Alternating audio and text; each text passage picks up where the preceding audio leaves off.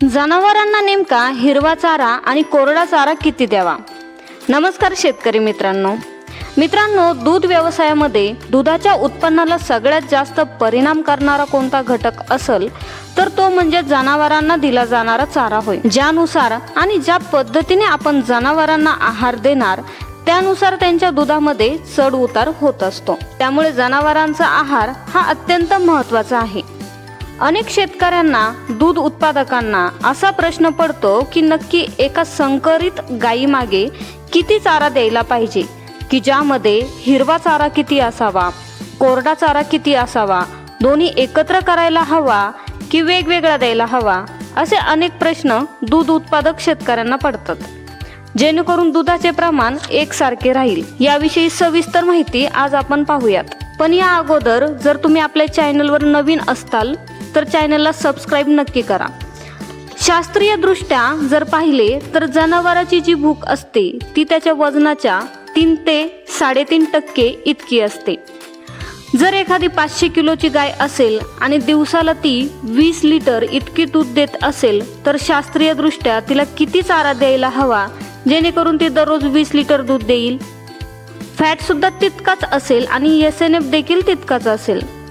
तर वजनाच्या नुसार तिला साधारण 17.5 किलो चारा हा दिवसाला लागेल। परंतु हा चारा द्यावा किती व कोणता द्यावा याविषयी माहिती जाणून घेऊयात। 15 ते 17 किलो असणारा चारा हा पाणी विरहित चारा आहे।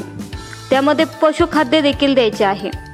प्रत्येक 3 लिटर दुधामागे 1 किलो पशुखाद्य द्यावे, ज्यामध्ये शेंगदाणा पेंड, सरकी ढेप हे तुम्ही देऊ शकता। जर गाई दिवसाला 20 लिटर दूध देत असेल तर तिला साधारण 6.5 किलो हे पशुखाद्य द्यावे लागेल। तिच्या शरीर पोषणासाठी तुम्ही 1 किलो जास्त देखील देऊ शकता। हे पशुखाद्य तुम्ही दिवसातून 2 ते 3 वेळा विभागून टाकू शकता। हा एक प्रकारचा कोरडा चाराच आहे। उरणारा जो 10 किलो चारा आहे तो तुम्हाला जनावरांना कोरडा आणि ओला म्हणजेच पिकांपासून निघणारा चारा त्या ठिकाणी द्यायचा, ज्यामध्ये 6 किलो वाळलेला चारा द्यावा। त्यामध्ये कडबा, वैरण, प्रक्रिया केलेले गवत, गव्हाचे, सोयाबीनचे भुसकट देऊ शकता, गव्हाचा कोंडा देखील देऊ शकता।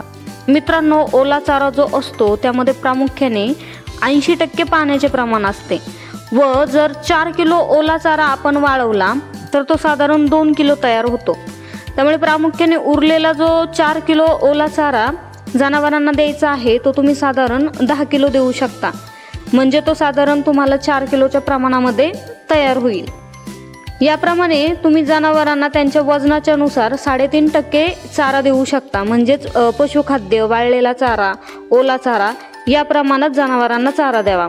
आणि अशाच प्रकारची माहिती पाहण्यासाठी आपल्या चॅनलला सबस्क्राइब नक्की करा आणि बेल आयकॉनला प्रेस नक्की करा, जेणेकरून आम्ही नवनवीन व्हिडिओ तुमच्यापर्यंत पोहोचवू शकू।